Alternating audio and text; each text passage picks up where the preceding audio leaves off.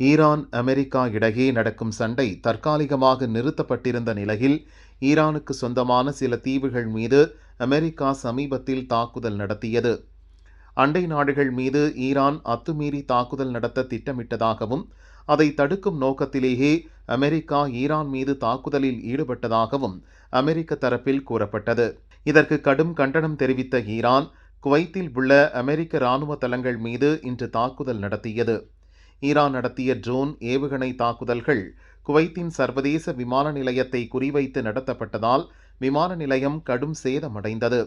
ஈரானின் இந்த தாக்குதலால் குவைத்தில் திடீர் பதற்றம் ஏற்பட்டது. பாதுகாப்பு காரணங்கள் கருதி உடனடியாக விமான சேவைகள் முடக்கப்பட்டன. பயணிகள் பாதிக்கப்படாமல் இருக்க விமான நிலையத்தின் ஒரு குறிப்பிட்ட ஓடுதளத்தில் இருந்து விமானங்களை இயக்க ஏற்பாடு செய்யப்பட்டது. குவைத் மீதான ஈரான் தாக்குதலில் ஒருவர் உயிரிழந்தார். அவர் இந்தியாவைச் சேர்ந்தவர் என்பது விசாரணையில் தெரிய வந்துள்ளது. இந்த தாக்குதலில் இந்தியர்கள் சிலர் காயமடைந்துள்ளதாகவும் தகவல் வெளியாகியுள்ளது. ஈரான் அமெரிக்கா இடையிலான சண்டையை முடிவுக்கு கொண்டுவர சர்வதேச நாடுகள் கடும் முயற்சி மேற்கொண்டுள்ள நிலையில் தற்போது இரு நாடுகளும் மீண்டும் தாக்குதலில் ஈடுபட்டுள்ளது மேற்காசியாவில் மட்டுமின்றி சர்வதேச நாடுகளிடையே கவலையை ஏற்படுத்தியுள்ளது. குவைத் மீதான ஈரான் தாக்குதலுக்கு மத்திய அரசு கடும் கண்டனம் தெரிவித்துள்ளது.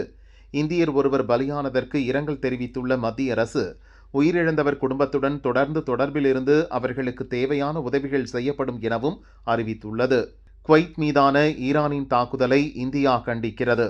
பொதுமக்கள் நடமாடும் இடங்களில் தாக்குதல் நடத்தக்கூடாது என்ற விதியை மீறி குவைத் விமான நிலையத்தில் ஈரான் தாக்குதல் நடத்தியுள்ளது. இதுபோன்ற நடவடிக்கைகளை இந்தியா ஒருபோதும் ஏற்காது. பலியான இந்தியர் குடும்பத்துடன் மத்திய அரசு துணை நிற்கும்.